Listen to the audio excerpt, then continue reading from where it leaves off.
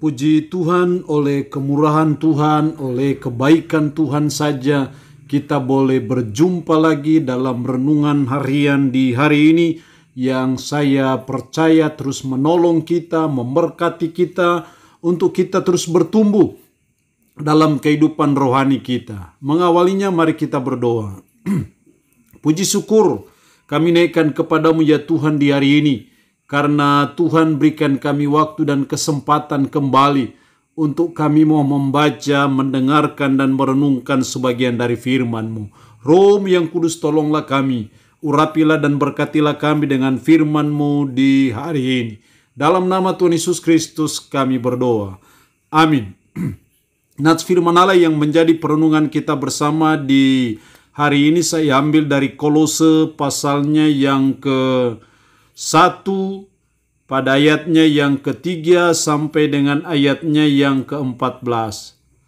Kolose pasal 1 ayat 3 sampai 14. Secara khusus saya akan baca ayatnya yang ke-10. Demikian firman-Nya. Sehingga hidupmu layak di hadapan-Nya, serta berkenan kepadanya dalam segala hal, dan kamu memberi buah dalam segala pekerjaan yang baik, dan bertumbuh dalam pengetahuan yang benar tentang Allah. Demikian kebenaran firman Allah di hari ini yang mengajar kita, menasihati kita hidup layak di hadapan Tuhan. Kita harus selalu belajar dan terus belajar dan berjuang supaya hidup kita layak di hadapan Tuhan. Dalam ayat 9 Paulus memberi penjelasan kepada jemaat di Kolose supaya kamu bisa hidup layak, maka harus mempunyai hikmat dan pengertian yang benar untuk mengetahui kehendak Tuhan dengan sempurna. Tanpa hikmat dan pengertian yang benar, tidak mungkin kita bisa mengetahui kehendak Tuhan dengan sempurna. Dan kalau kita tidak mengetahui kehendak Tuhan dengan sempurna, bagaimana kita bisa melaksanakannya, melakukannya dalam hidup kita yang membuat hidup kita layak di hadapannya. Jadi hikmat, pengertian yang benar, mengetahui kehendak Tuhan, itu sangat penting untuk hidup kita layak di hadapannya. Tapi yang menjadi pertanyaannya adalah, gimana caranya supaya kita hidup layak di hadapan Tuhan?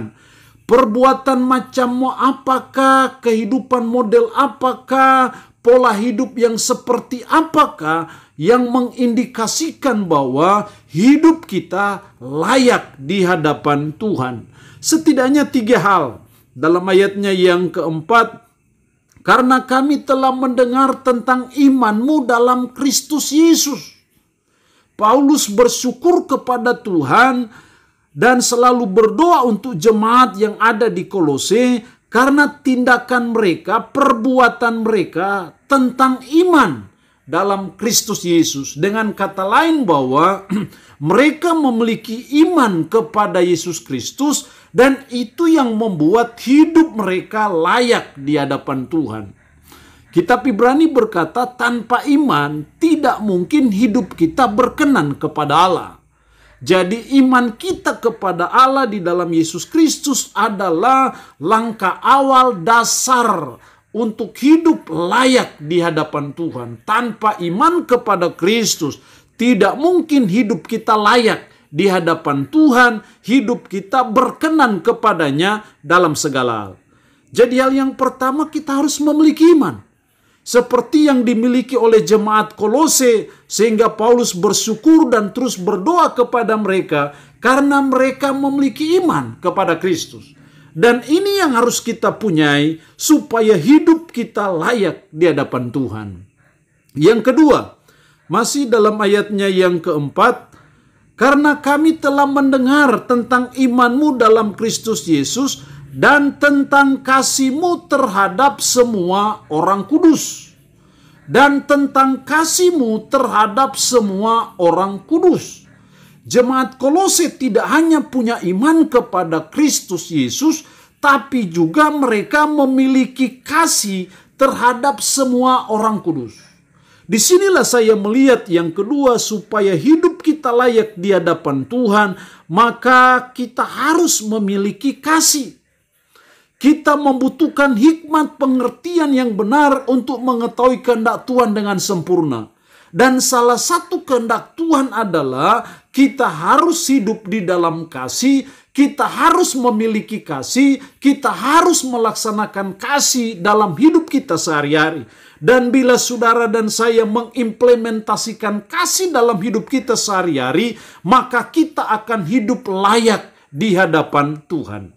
Jadi hal yang kedua, supaya hidup layak di hadapan Tuhan, maka kita harus memiliki kasih.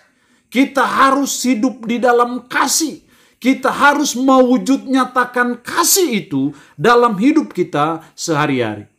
Sehingga kita tidak hanya bicara kasih, tidak hanya mewacanakan kasih, tidak hanya meretorikakan kasih itu dalam hidup kita sehari-hari. Kita tidak hanya mempercakapkan kasih itu, kita tidak hanya menjadikan kasih sebagai hukum, sebagai slogan semata-mata, tapi kita wujudkan itu secara nyata, secara konkret, secara aktual dalam hidup kita sehari-hari, supaya hidup kita layak di hadapan Tuhan. Itu berarti dijauhkanlah benci, dijauhkanlah dendam, dijauhkanlah rasa iri hati dalam diri kita yang tidak mencerminkan kasih, yang tidak mewujud nyatakan kasih itu dalam kehidupan kita sehari-hari. Kita tahu dari 1 Korintus 13 bahwa segala sesuatu tanpa kasih adalah sia-sia. Sekalipun aku dapat berkata-kata dengan sebuah bahasa manusia dan bahasa malaikat, tetapi jika aku tidak mempunyai kasih, aku sama dengan gong yang berkumandang dan canang yang gemerincing. Sekalipun aku mempunyai karunia untuk bernubuat dan aku mengetahui segala rahasia dan memiliki iman yang sempurna untuk memindahkan gunung, tetapi jika aku tidak mempunyai kasih, sedikit pun tidak ada faedahnya bagiku. Sekalipun aku membagi-bagikan segala sesuatu yang ada padaku, bahkan menyerahkan tubuhku untuk dibakar, tetapi jika aku tidak mempunyai kasih, sedikit pun tidak ada faedahnya bagiku. Jadi betapa pentingnya kasih yang dinyatakan, yang diwujudkan, yang diaktualisasikan dalam hidup kita sehari-hari. Ketika kasih itu tercermin dalam tindak tanduk hidup kita sehari-hari, maka itu tandanya hidup kita layak di hadapan Tuhan.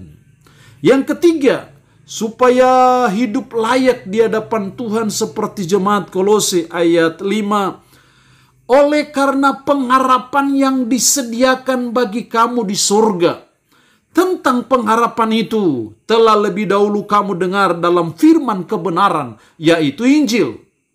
Oleh karena pengharapan, jemaat yang ada di Kolose tidak hanya memiliki iman, tidak hanya memiliki kasih, tapi mereka juga memiliki pengharapan. Dan pengharapan itu berbicara mengenai keselamatan yang disiapkan Tuhan bagi orang-orang yang percaya. Pengharapan itulah yang membuat jemaat yang ada di Kolose menanggung segala sesuatu dengan tekun dan sabar. Pengharapan itu yang membuat jemaat yang ada di Kolose dalam ayat 12 dan mengucap syukur dengan sukacita kepada Bapa. Karena ada pengharapan, dan pengharapan itu mereka miliki oleh karena ayat 14, di dalam Dia kita memiliki penebusan kita, yaitu pengampunan dosa. Karena iman kita mengalami penebusan dosa, pengampunan dosa. Karena itu kita memiliki pengharapan akan keselamatan, kita memiliki pengharapan akan surga, akan Yerusalem baru, akan kehidupan yang kekal selama-lamanya di surga. Itulah pengharapan kita. Dan pengharapan itu mempengaruhi cara hidup kita, gaya hidup kita sekarang ini. Jadi cara yang ketiga supaya hidup kita layak di hadapan Tuhan, maka kita harus memiliki pengharapan. Karena tanpa pengharapan itu membuat kita mudah putus asa. Tanpa pengharapan kita tidak bergairah, bersemangat dalam mengikut Tuhan, dalam melayani Tuhan. Pengharapan itu yang menyemangati hidup kita. Sehingga hidup kita tetap layak di hadapan Tuhan, berkenan kepada Tuhan. Jadi hal yang ketiga supaya hidup layak di hadapan Tuhan, kita harus memiliki pengharapan. Allah yang punya firman ini memberkati kita dengan firman-Nya di hari ini. Amin. Mari kita berdoa. Puji syukur untuk kebenaran firman-Mu di hari ini. Tolong kami supaya hidup kami layak di hadapan Tuhan. Dengan cara kami memiliki iman kepada Yesus Kristus. Kami memiliki kasih. Kami memiliki pengharapan dalam hidup kami. Tanamkan dan meteraikan firman dalam hati dan pikiran kami, dan sanggupkan kami untuk bisa menjalani hidup ini berpadanan dengan firman-Mu di hari ini. Hamba mohon berkat Tuhan bagi umat-Mu yang boleh mendengarkan renungan harian di hari ini. Berkat jasmani, berkat kekuatan, berkat umur panjang Tuhan limpahkan dalam hidup mereka. Umat-Mu yang saat ini menderita karena sakit, hamba berdoa dalam nama Yesus. Tuhan lawat, Tuhan jamah, Tuhan sembuhkan dari sakit penyakit yang diderita. Terpuji-pujilah nama-Mu ya Tuhan. Dalam nama Tuhan Yesus Kristus kami berdoa. Amin. Shalom. Sampai berjumpa lagi dalam renungan harian edisi berikutnya.